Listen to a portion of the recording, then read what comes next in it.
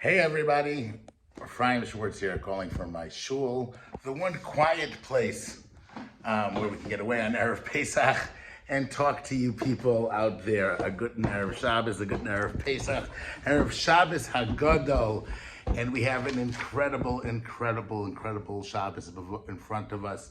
Shabbos Hagadol, Erev Shabbos that goes. We go from our Shabbos into our Pesach.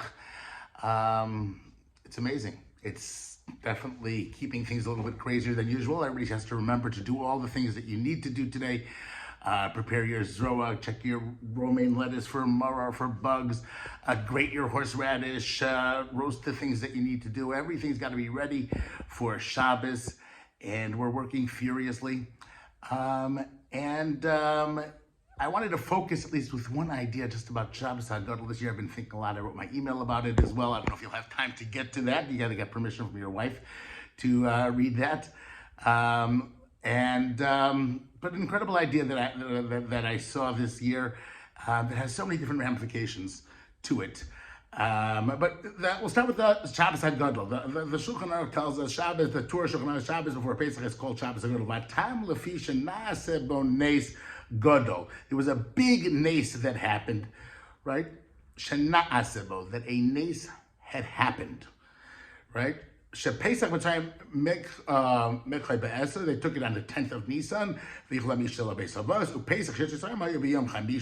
And they left on Thursday. Therefore, everybody took a sheep for its carbon pesach, and they tied it onto their bread. And the Mizraim asked them, "Why are you doing this?" And they said, "We're shechting this l'shem Pesach. B'mitzvahs Hashem, is a command of Hashem Aleinu. V'haya shinehem kahis," and the Egyptians' teeth were smoothed out.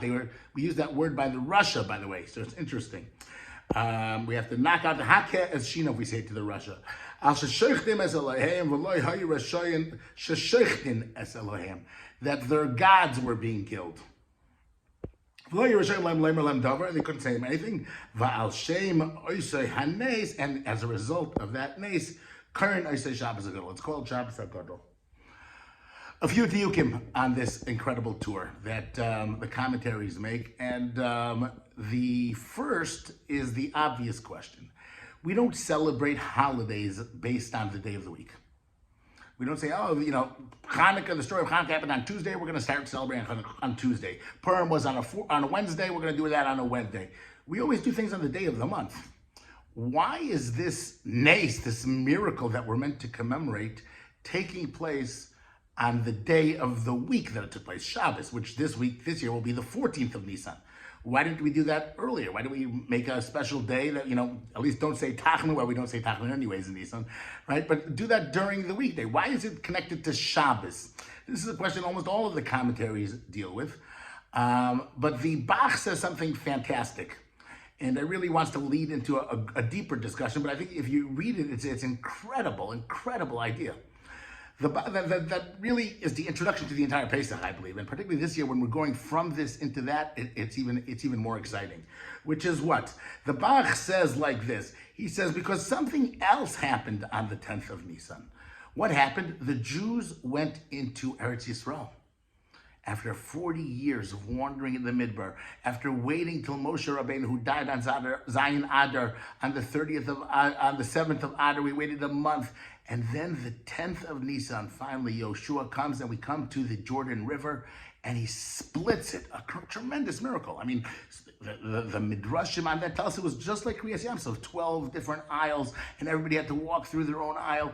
And then we come into Eretz Yisrael. Can you imagine? I mean, we should be celebrating this 10th of Nisan. This seems like almost like a Yom HaAtzmaut type of day. This is the first time that the Jews are coming as a nation out of Egypt into Eretz Yisrael. And if we would celebrate on the 10th of Nisan, you would think that that's what we're meant to celebrate. Zakt Tabach, that's not what we're celebrating. What we're celebrating is the sheep and the miracle in Egypt. And that happened on a Shabbos. And therefore, so as people don't misunderstand what Shabbos Hagadol is about, right? We always did it on Shabbos and not on the 10th of Nisan, so that you won't get confused and think that we're celebrating the mitzvah of coming into Eretz Yisrael. Now that seems to be strange, because why not do it on the 10th of Nisan and have both? You can celebrate, I mean, it's certainly worthy of celebration. It seems that there's a reason not to celebrate the going into Eretz Yisrael. So in my email, I actually wrote an idea that I had thought about, that I had seen, right, is that we're not meant to commemorate the nace of the splitting of the Sea of Yoshua, because we haven't arrived to the Beis HaBechira, to the Beis HaMikdash yet. They're still on the derek. Don't celebrate just the fact that in 1948 you got a state of Israel. Maybe you should celebrate, but the holiday is when we get there, when we build, like we say in our Seder, the Beis HaMikdash for Hashem, and that's to be the day that we celebrate. And so if you make a celebration halfway in the middle of the journey, even though there was miracles that took place, but there's miracles that took place in the wilderness as well. We don't celebrate those. This is like that miracle. And that's one reason.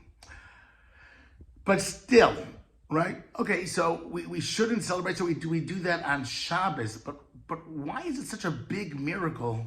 And what was the miracle? It's interesting. The Torah does not say Hashem did a miracle. It says a miracle happened. It was Na'aseh Bones. A miracle took place on there. And it doesn't even say that Hashem made the Egyptians hold back and not say anything.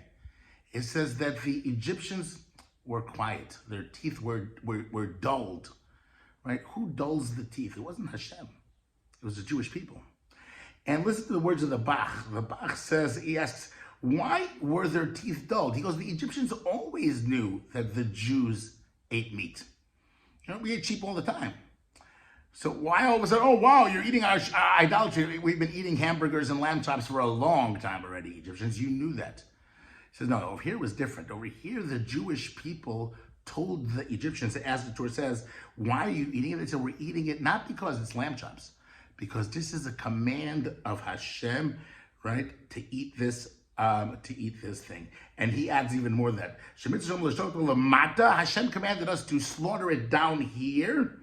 Hashem will slaughter your gods up there. Right? The power that the Jewish people have is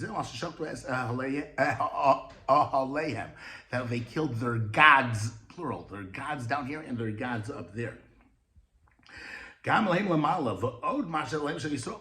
So this was unbelievable. I mean, if you think about the miracle, first of all, who performed the miracle? We did. It was the audaciousness of the Jewish people to turn to the Egyptians and say, we're not scared of it anymore. No more political correctness. We're slaughtering your sheep and God will slaughter it up above there. Imagine that in today's world, right? Going over to the other religions and telling them we're destroying it all. Coming to Israel, we're establishing a state and we're knocking down every church, every mosque. It's baloney. And we're slaughtering that here. And the Egyptians were so astounded by that. They couldn't respond. They saw that huge light that the Jewish people revealed. That's what the Korban Pesach is about. That's the miracle. That's Shabbos Hagadol, right? The miracle of the Yarden, you know what that was? That was a miracle that Hashem performed for us, right? And we're going to celebrate that on Pesach. And we're going to talk about the splitting of the Yam Suf and all of the miracles that Hashem said till we came into Eretz Yisrael, which is part of that journey, till the Beis HaBechira. But before Pesach, we start off with Shabbos and recognize, you know where the miracles come from? The Isra'usa Dilisata. From our efforts, from our sacrifice, from the things that we can do, that's what's going to transform the world. That's what has the ability to make Hashem respond. We merited Yetzias Mitzrayim because of Shabbos Hagadol. Because, and we have to remember that the power of every single Jewish person by their Seder is that we can bring that redemption today. By our actions, you know, we've had a whole year of realizing we're not in control. Hashem is controlling things. The only thing we can control is ourselves and how we respond to the circumstances that are there for us. And if we use our power to go ahead and to stand up and say we're fighting for Hashem, then we'll bring the redemption. Then we'll bring our Korban Pesach. You know, the high point of the Seder I noticed today is the least talked about. Is really after the whole first part, Avodim Hayinu and Para Mitzrayim and Manishtana, and then we talk about the plagues and the Dam Tzordei Akinim, and then we go through the splitting of the sea. Dayenu, we sing, we eat the matzah, we eat the mar, and then we take out the korech. We take the carbon Pesach. It's supposed to be the carbon Pesach. We're supposed to remember Hillel when we eat that carbon Pesach and remember the Mikdash, and then it's Shulchan Aruch and then the rest of the meal. Meaning the last thing we do is remember the Mikdash Kehillel. And we take the matzah and we take the maror and we're eating a sandwich that's just matzah and maror. It's missing that juicy lamb chop in the middle. And Hillel says you have to take all of those things that you did beforehand, all of those actions, and eat them. You know when Hillel revealed that to us? It's an amazing thing. It was actually an Erev Shabbos that was, Erev Pesach that fell out on Shabbos. It tells us in the Gemara, the Ben Beseira didn't know whether you're allowed to bring a carbon Pesach on Shabbos or not. And Hillel comes and tells us, right? They said there's only one person that knows, Hillel HaBavli. And he goes and he says, of course, this is a community offering. And then, in the merit of Hillel, they brought the carbon Pesach that Shabbos. We talk about a lot of Pesach Seders by our Haggadah. We talk about the first one, we even mentioned by Avram Avinu, the Bris Ben Absarim, that took place on Pesach night when Hashem reminds Avram. It says, V'etein es Yitzchak v'es Yaakov, right? Again, it was Yaakov v'es Esav. When did Hashem give Yaakov and Esav and divide the two and give him Har Seir? That was by the brachos, the blessing that took place on Pesach night. We have the story of the Talmidei Chachamim in whatchamacallit, in Bnei Brak that we're sitting over there, and that also is sitting there on Pesach night. But you know what? There's only one time that we have a Pesach Seder with the Beis HaMikdash, and that's the end. That's by the Korech. That's when we take the only Seder Zecher LeMikdash Kehillel.